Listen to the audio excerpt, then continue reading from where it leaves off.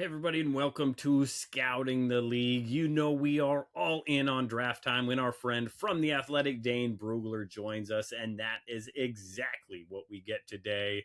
We talk offense, defense, top players, as well as a few of Dane's guys that you're going to want to pay attention to on day 2 of the NFL draft.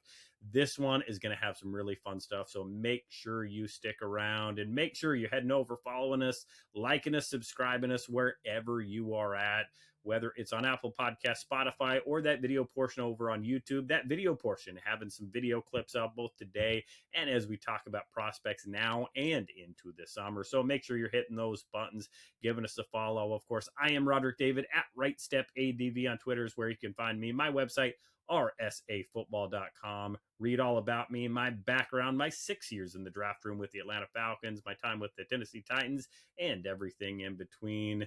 Neil Stratton along for the ride as always today. He is at Inside the League on Twitter. InsideTheLeague.com is his website. Make sure you check both of those out. Dane Brugler on The Athletic. He is at DP Brugler on Twitter as well. He's always good there. Everything he has coming out there. Before we go into the episode, make sure if you're a scout or aspiring scout, you check out thescoutingcommunity.com for resources all over the place. Make sure you are checking out the best insoles on the market as well at bluemaca.com. Use code SCOUTING20 at checkout. Let them know we sent you. You heard about it here. Get those insoles that upgrade every pair of shoes you have, whether you're an athlete, need that non-slip, whether you just need that recovery insole, that carbon fiber split toe for turf toe, no matter what it is, those Blue Maca insoles are going to be there for you. So check those out. But enough of everything with the intro, as we want to hear as much as we can from Dane. So let's get to it with Dane. Well, Dane, welcome back to Scouting the League. The beast is out. The draft just 8 days away. You have a lot going on, but we appreciate you getting on and joining us here on Scouting the League. No, absolutely my pleasure. It's always I always know I'm in for a good conversation when I'm on with you guys, which isn't always the case with some of these media hits, but I know I'm in good hands when I'm on this pod. Oh, good. Well, we appreciate that, and we'll do everything we can to stay on the right side of that ledger. Again, we're a week away. The hay's in the barn. The work has been done. What does the next week prior to the draft look like for you? Again, jumping on with everybody that can possibly have you, taking a breath. What does it look like? Yeah, it's a lot of media. Just to kind of finish things out, talking over the scenarios. I have a 7-round mock that came out today on The Athletic, which is a daunting exercise, but at the same time, I actually enjoy it because it forces you to really narrow your focus on, okay, these are the team needs. This is the draft trends. Put yourself in the GM shoes. And not what I would do, but what does this GM like to do in the first round? What are the trends they look at certain positions? And so try to map that out with, this is obviously not going to be accurate. No mock draft is, but this is a scenario of how it could work out. And I mean, I remind, fans all the time, this is what teams are doing right now. They're going through these mock draft scenarios where so you don't want to be surprised on draft day. And so if this happens, then this is how we'll pivot, and just go try to lessen any surprise. And so that'll be cool to release that, or for people to check out that 7-round mock. And then it's just it's a lot of media. It's a lot of, I think my top 300 comes out on Monday. And then the final mock will come out before Thursday night, which is always the one you try to see how many you can get right. There's always a domino effect where you miss one, or there's a trade at the top, and all of a sudden everything's thrown off. But yeah, that can be pretty fun to try and talk to your last minute sources and figure out what you think is going to happen. Yeah, certainly. Well, again, you talked about the surprises. Again, every team's doing it, trying to take all those unknowns out. But again, you start. Again, going back to last summer, you start putting the beast together. You start getting reports done. You think about this class. You get juniors that declare. You get seniors, juniors that go back. You get done with the beast. You get done with this draft work. You step back, and probably for the first time, like, oh, wow, look at the way this position or this side of the ball ended up. Were there any big surprises for you as you look at this 2026 draft class as a whole, the way it ended up for you? I don't know about surprises necessarily, more so just the way it played out. It kind of was kind of what we expected through the process. Like once we got to January and February, I think we knew pretty clearly, okay, it's going to be a light quarterback class. Once we have the underclassmen deadline, and we feel like we have a good sense of who's going to be in this class. Not going to be a great quarter. It's going to be a little light on the quarterback class. Going to be a little light on the running back class. I think I was maybe encouraged by these edge rushers. Really like the edge rusher class during the season, and then once we turn the calendar to January, but then I think it just more and more, I think you like these guys, and there's all these different flavors, all these different types of rushers. If you're looking for long and explosive, you're looking for more well-rounded guys that hold up well versus the run. Just this draft has a lot of different edge rushers. We're going to see a lot of them go in the top 50, top 60 picks. I won't be surprised if we see 13, 14 edge rushers off the board in the first 2 rounds.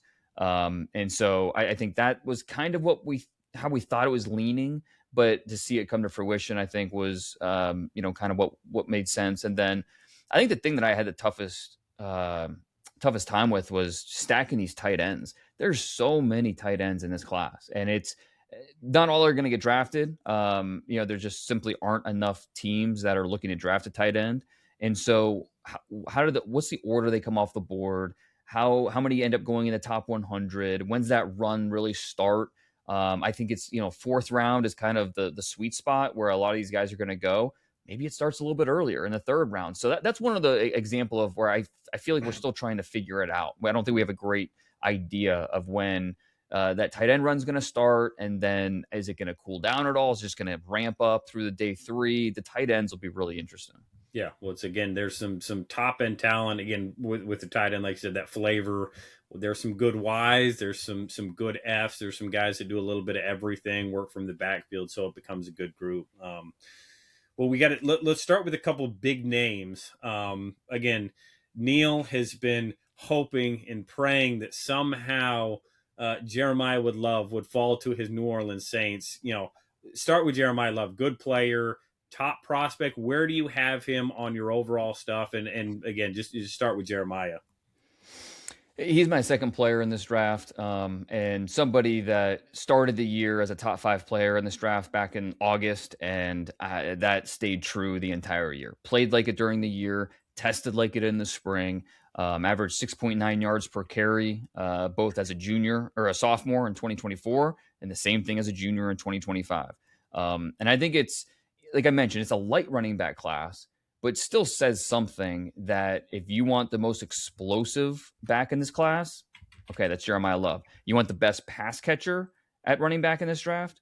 That's Jeremiah Love. You want the best pass protector in this draft at running back? That's Jeremiah Love. So the fact that he kind of sweeps the categories, just another feather in his cap, why he should be one of the first players drafted. And it will be interesting to see where he ends up. But I think you could make a case at 4 to Tennessee. Robert Saleh spent the last year in San Francisco. He knows the value of Christian McCaffrey and what that type of weapon means for not only the offense and the passing game, but also the defense. And to help your young quarterback, Cam Ward in Tennessee, with a weapon like that, I think that certainly makes sense. The Giants brought Love in for a workout at 5. They have Cam Skattebo, but you add another weapon like this, another second-year quarterback with Jackson Dart, someone that's going to expand your offense from day one. And this is going to be a John Harbaugh pick for the Giants. John Harbaugh is not an offensive guy. He's not a defensive guy. He's a CEO head coach. And that makes it a little more difficult to figure out exactly where the Giants are leaning. But safe to say Love is on their short list. And then if he gets past those 2 spots, I have a hard time thinking he's going to get past 7 and the Commanders. You think about what that backfield would be like to defend with Jaden Daniels, Jeremiah Love next to each other. As a roster builder, I want to create conflict for the other side of the ball. And the Jeremiah Love at 7 would be the type of pick where the 3 other teams in my division are, cursing under their breath, because that's the one thing they didn't want to see. And I think that would be the case for the NFC East if that's where Love ends up. Yeah. Dane, where does Love stack up in the last, let's say, 10 years among running back prospects? Would he be ahead of Barkley? Would he be ahead of Bijan? Where would he be on your board? He would be very close to Bijan. I behind Barkley, but very close. I think he's in the same category as Bijan Robinson. Ahead of where we had Genty last year. A player that realistically, not just like best case scenario, but realistically, you could see them become a top 3 player at his position during his rookie contract. I think we thought that with Bijan Robinson, and that's come to fruition. That's how it's played out for Atlanta. And I think you think the same thing with Jeremiah Love. And again, it's not just what he does as a ball carrier between the tackles, but what he does away from the ball, both as a blocker and what he can do in the passing game as a pass catcher. Not just a dump off screen option, but line him up in the slot, let him run routes, and he can be someone that the defense has to account for.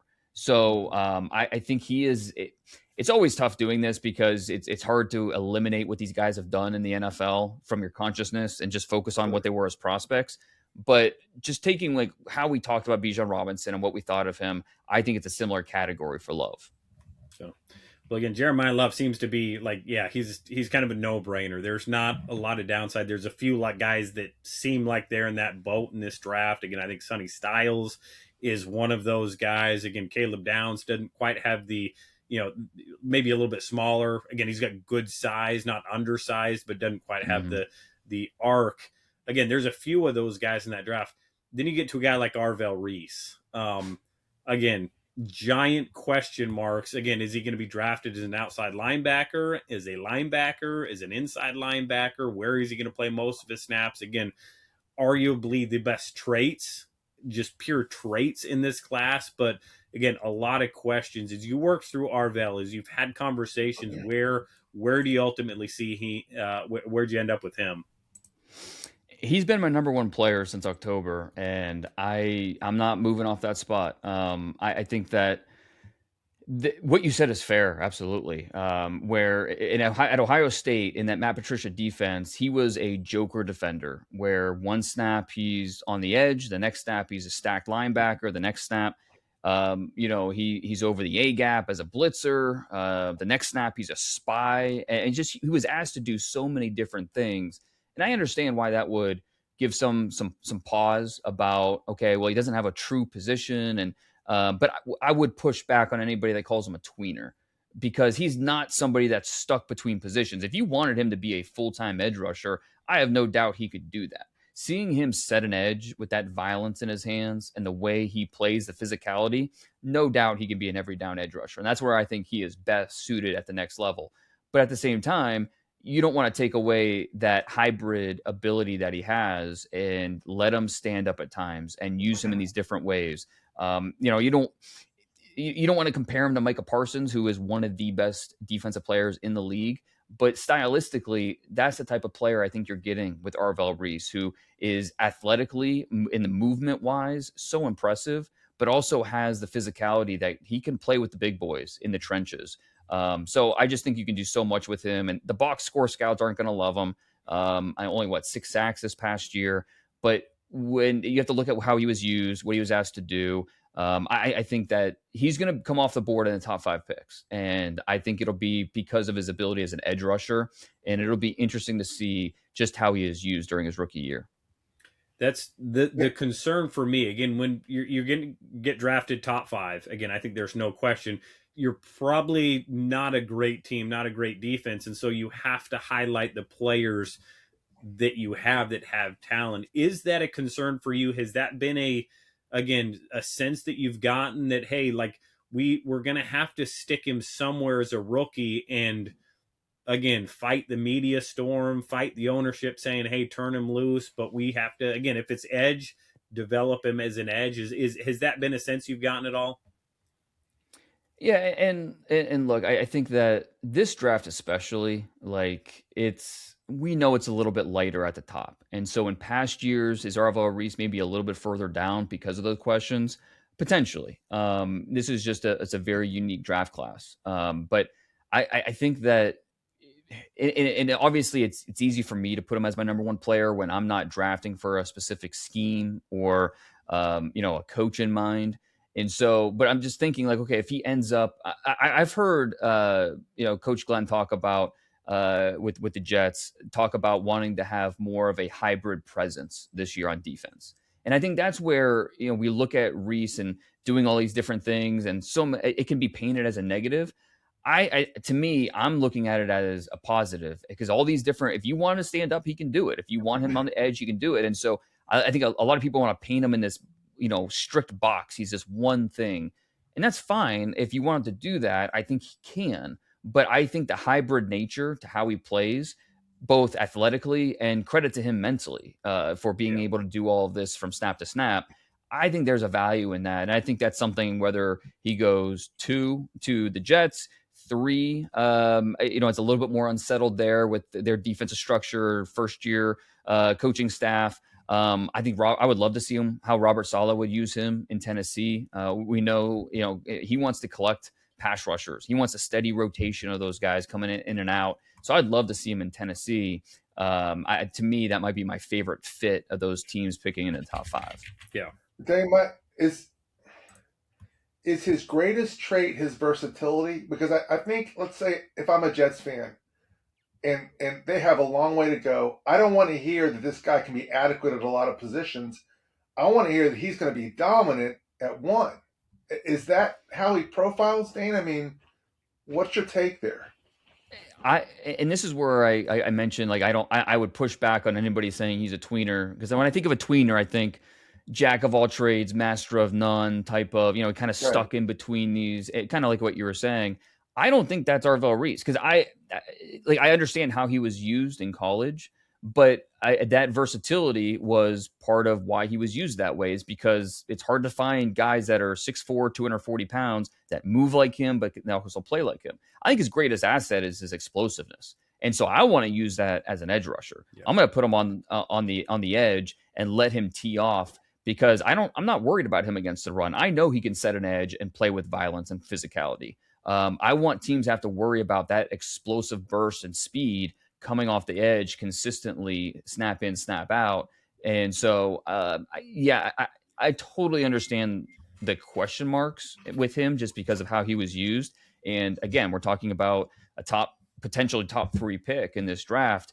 So it does take a little bit of projection, but that's the draft, right? We're projecting a lot of these guys to do something a little bit differently than what they were asked to do in college. Yeah. Again, his trait, you can't argue with his trait. His traits show up constantly, whether he's stacked, whether he's on the edges. And again, if you're drafting that level of traits, you're going to get some good snaps out of him, certainly. So, again, those are 2 top end guys. I want to ask you, Dan, about a couple. We're going to get down into the draft a little bit. Again, I want to ask about Peter Woods, defensive lineman at Clemson. Again, he's a good player, high expectations, like a lot of these guys on this Clemson roster. Again, really underachieved this year, didn't put the stats up.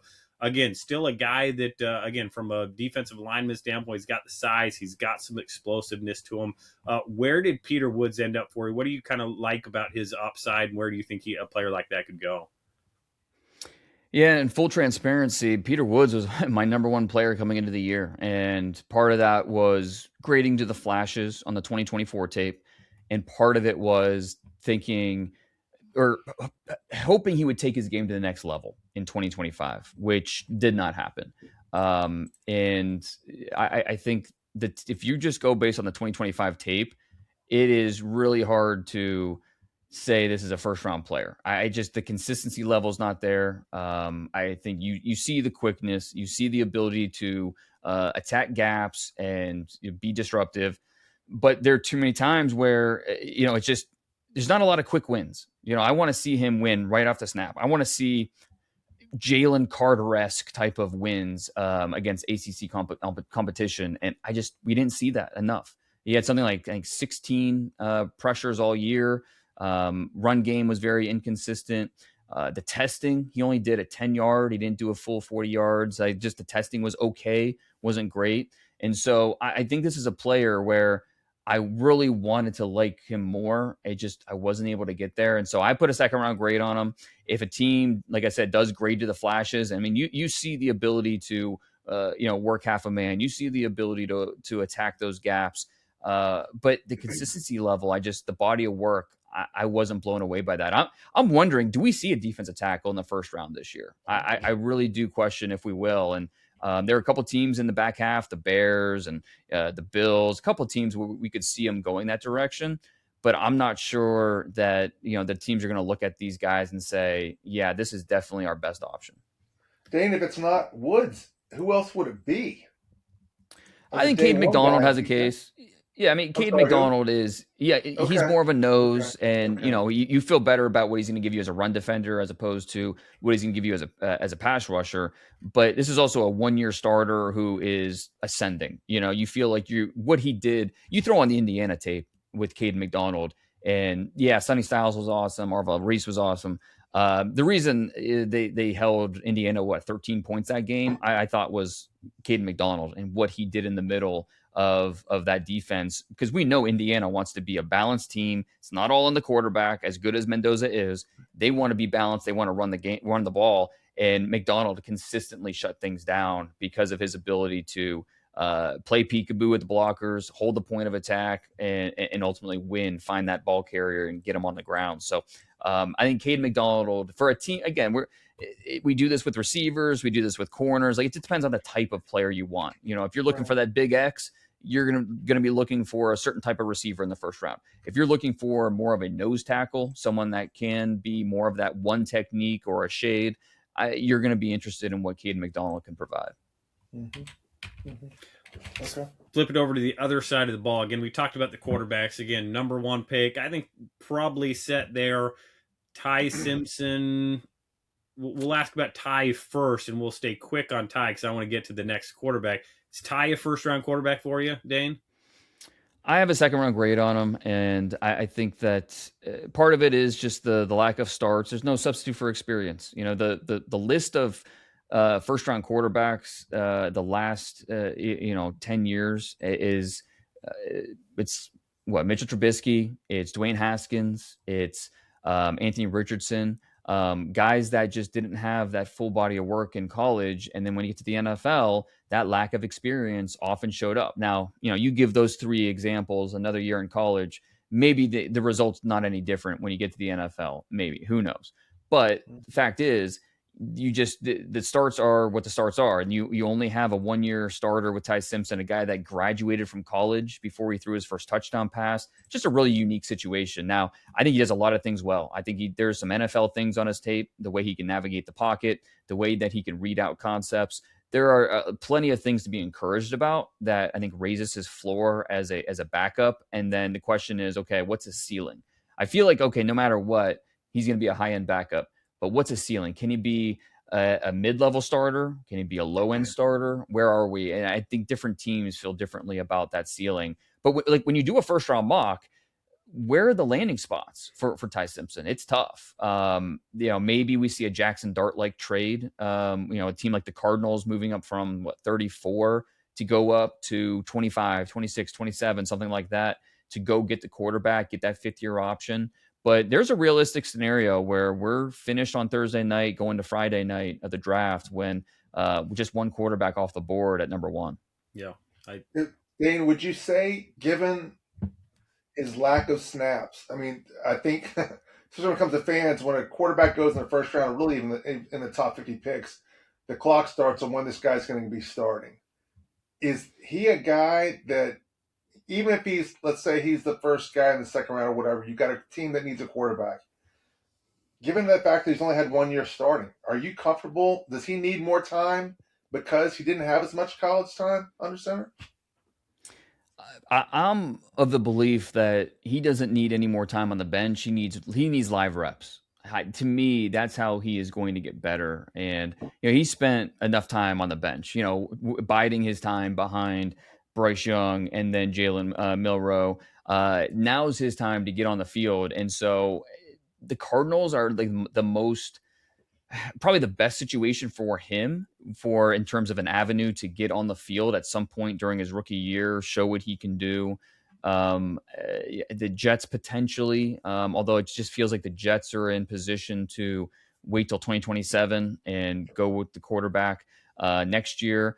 Do we have an Aaron Rodgers decision before next Thursday night? And that's something that could potentially decide whether or not the Steelers are in the mix, especially once we get to that second round.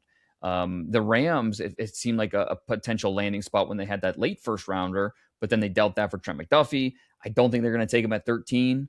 And so if he doesn't go 13, do the Rams become more of a factor on day 2? So it's just trying to find those landing spots is tough. And maybe there's a surprise team out there. But I think we can have a good idea of who's realistically looking at the quarterback. Yeah, absolutely. Well, let's stay on quarterbacks because, again, we talked Fernando Mendoza's one. Again, he does a lot of things at a good level. Again, whether he's got elite traits, normal first overall traits. Again, the dude won. Like, the dude's a winner. He's tough. He's a perfect fit for what I think Vegas is going to do. Makes a lot of sense. We've talked about, Tyson. So you start getting down there. Again, Garrett Nussmeier was kind of the guy at one point. Again, a little underwhelming. Obviously, senior season. Traits aren't there. But Drew Aller, a guy that has the traits. When he rips it loose, man, it looks nice. He's a guy that, again, really had the chance going into this year. Hey, could this guy end up being quarterback one? Of course, coming off an injury now. Really disappointing year. Where is he at for you, and what kind of work do you think teams are doing on him? Yeah, it was such a shame that we didn't get to see the second half of his season because he had that ankle injury, which had surgery, and he was able to get back in time for the combine. But still, just missing that second half of a senior year tape just felt like there was just something missing from his evaluation. This is a player that didn't grow up going to quarterback camp since he could walk. He didn't really play quarterback till high school. Was a late to the becoming a starter, and I think it was late in his sophomore year. And so there's just a level of his play that doesn't look 100% natural. And it starts with his footwork, and then his hips, his eyes, the way he moves. But you're absolutely right. He has the physical traits. I mean, his ability to, and he can move a little bit too. He's not a statue, as big as he is. And I think that size is definitely in his favor. But 6'5", 230 pounds. He runs well. He can be more than just a short yardage guy. I want him to have a better understanding of because there were times where you would see him make the full field reads, but he would spend a split second here, but then linger on this next one, and it just wasn't there. And just having a better understanding of the timing and how to keep his rhythm together between his feet, his hips, his hands, his eyes, keep it all on the same page and just be more efficient. That's where I think it's not there yet. And so where do you draft a player like that where there's upside for sure, but there's questions about if he's going to realize that potential, if ever be able to, everything will just be able to come together for him. I have him more as like a borderline top 100 guy, somebody that I would love to roll the dice on in round 4, but won't be surprised at all if somebody in round 3 says, he's got the size, the arm, the intangibles are great. This is someone we want to take a chance on here. Yeah, absolutely. Dane, I won't challenge you on running in a straight line, whatever. But is he the kind of guy that can succeed in off-platform throws and can kind of make it up when he needs to, the way it seems like most teams want now? I mean, it seems like he's a guy to be great in the 80s, but maybe not a guy for today's game. Am I wrong? No, I don't think you're completely wrong at all. No, I think that I was more encouraged by his ability to scramble. He averaged 8.9 yards per scramble this year. So that I feel good about. Now, to your point, his ability to work off platform and those second reaction throws when things close in and he has to move his feet, reset, find the open receiver. That's been inconsistent, no question about it. And I expected to see more explosive plays on his tape, and we only saw at the time of his injury. So it's not like he missed all this time, and so he's lower in the rankings. At the time of his injury, he ranked 112th in the FBS in terms of explosive plays, in terms of completions over 20 yards. Part of that, I think, is the offense not having Tyler Warren there anymore. The receivers just felt like there was no chemistry there. There's a reason the coaching staff moved on. But I thought the later in the down when it became third and obvious in terms of 3rd and 8, 3rd and 11. That's where things got a little bit messy for him when the defense knows what's coming, and he wasn't able to, whether it was a drop 8 situation, whether it was dealing with pressure, his completion percentage and his effectiveness it decreased on those third down plays, those money downs. And I think that speaks to, again, that maybe lack of ideal experience we're talking about. Yeah. Mm-hmm. Yeah. Again, it's kind of it's a similar but different argument with Ty Simpson. Ty just didn't have the chance to show a lot of the things you want to see at quarterback. With Drew, it was like, man, he's had these chances in multiple spots, multiple years, and you still want to see it. Again, that's where the back half of this year leaves you wanting. Again, would he have gelled? Would the chemistry have gotten better with this wideout group, which was, I believe, was completely new from the year prior for most of the year? Like you talked about losing the tight end. Again, a lot was new, and that's where, hey, again, a back half of the year where the chemistry grows, the quarterback takes charge, gets everybody on the same page. Again, completely changes it for this guy. But again, still going to have all the traits to have a chance to do it. Right. I mean, the Senior Bowl too, right? The chance. I mean, we know there are quarterbacks that go down there to Mobile, and that's, for a lot of coaches, that's their first exposure to these guys. Yeah. They see this big, strong arm passer, and all of a sudden they're like, okay, I'm in. I want to learn more. And so not having that second half of the year was big, and then also not having the pre-draft process with those all-star games, I think that was a big factor as well. Yeah. Let's talk about a guy who did stay healthy, Dane. What are your thoughts on Carson Beck? I mean, not to compare myself at all to you, but in the limited conversation I've had with scouts, the mobility is a concern. Is that something that has been lasting? Is that still a ding on him? Did the fact that he took him so deep into the playoffs, is that a positive? I mean, what are your thoughts on him? I mean, he played a lot of football the last 3 years, and he won a lot of football. He was just think of taking his last 3 seasons. He had a 37-6 record as a starter, and so he's won a lot of football games. Now, I think when you look at those 6 losses, he was a big reason they lost those games, whether it was turnovers or his inability, to your point, to be able to move his feet and make something happen. And I don't know. I just keep going back to the playoffs with Miami, and I didn't see a lot of NFL level throws in those playoff games. You throw on A&M, you throw on Ohio State, you throw on Ole Miss, you throw on Indiana. Like show me where those NFL level throws are. Like there are times where he made a good throw, to an open receiver. He used his legs more in the playoffs than I can ever remember him using his athleticism before.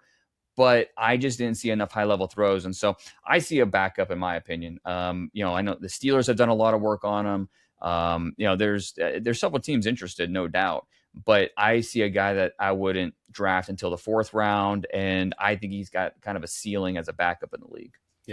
Yeah, absolutely. Okay. Well, Dane, we got to wrap up and get there for you, but it wouldn't be right, again, as we start getting through the beast, as everybody out there start going, again, top 32, great, top 50, but as we get into that 50 to 100, who are Dane's guys? The guys, man, you're going to be sitting there on day 2 of the draft knowing, like, whoever takes this guy is getting one heck of a football player. Who are your guys that you're really excited about? I think that I probably have a lot of the same ones as others, like Keontae Scott from Miami. That Louisville tape, that was the first back in October. That was kind of like the first, like, oh, okay, this guy's different. He's a linebacker and a corner body. Keontae Scott, the safety for Miami. He's an attacking nickel. So he's at 53 on my board. I think he's someone that I'd love to have on my team. Trayden Stukes, the Arizona secondary defensive back. He is an older player. He'll be a 25-year-old rookie, but he has outside corner experience, safety experience. I thought his best tape was from the nickel. He went to the combine, ran a 4.33. Former walk-on. The football character is outstanding. So I think Trayden Stukes is a player that is going to go probably even higher than where I have him ranked. Tyler Onyeadum, for the defensive tackle from Texas A&M, he was a big part of that defensive line for the Aggies this year, was at Iowa State, transferred to Texas A&M this past year, and really played at a high level. And so this is not like we kind of talked about, not a great defensive tackle class, but on day 2, he's someone that I think I would have my eye on as someone that can come in, give me some quality reps as a 3 technique, someone that can create some disruption. Good. Well, those are going to be guys. Again, everybody can get the beast and be looking for those guys. It wouldn't be right. Again, we're going to hit one Ruben Bain question. Has anything changed for you with this new Ruben Bain information out there that's hitting all the airwaves? No, just because this is what teams already knew about this. It's old news for them, right? And you guys know this, but they've been doing their own investigations for the last year on the situation, and it's something that has come up throughout the process. And the teams that I've talked to have kind of said, they're doing work on it, and it's something that they're fully aware of. And this is back in the summer, going back 10 months ago, and so it's something that I don't anticipate going to drastically affect where he's drafted. I think he'll be drafted somewhere in the top 12 picks. But it's obviously it was a tragic situation. Somebody lost their life. And so something that teams are wisely doing their due diligence on. And I don't think that I haven't heard to this extent, to this point, where a team is drastically concerned about, the person, Ruben Bain, because of his involvement in what happened. And so that I don't think there's anything new about, just because the news came out now, I wouldn't say there's anything new going on with Bain's draft stock. Yeah, absolutely. Well, again, thank you for, a tragic situation. Yes. But from a scouting perspective, I made the statement that if any scouting staffs, any front offices just found out about this, again, probably start updating your resumes, because again, this has been out there. Teams have processes in place, and again, we'll see Ruben Bain's name coming off the board early. But Dane, really appreciate you being on. At DP Brugler on Twitter is where you can find him. Make sure you're subscribed to The Athletic. Get the beast. You got the top. You said the top 100, top 300. What's coming out next week? Yeah, so 7-round mock came out today, and then the top 300 comes out Monday, and then the final mock will be the day before the draft. So almost all the hay's in the barn at this point. Almost all. Dane, just to give you your props, man. 2 years, 3 years in a row, every draft pick was in the beast. Is that right? Going back to 2015. So we're on a 11-year streak that every player, the last player drafted that was not in the beast, I'm blanking on his name, Texas tight end who went in the 7th round, Jeff Swaim. So that was the last player that was drafted who was not in the beast. And so we're trying to make it like 12 straight years now that everyone's in there. As someone who once upon a time did a draft guide, that's nearly impossible to do with the whims that teams, and the dice rolls that teams take on day 3 now. That's a really impressive feat, man. Just want to say congratulations on that. But again, thanks again for being with us today, buddy. It's my pleasure. I really appreciate you guys.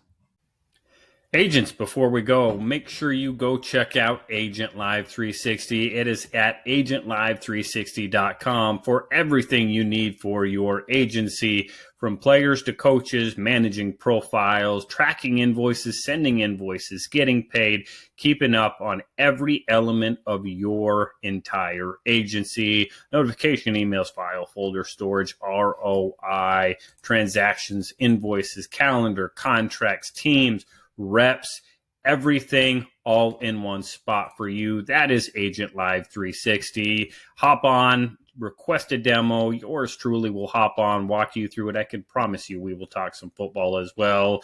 Sign up now with code TRIAL90 for a 90-day, 3-month trial at just $10 a month for Agent Live 360. That's at agentlive360.com. Go check it out now.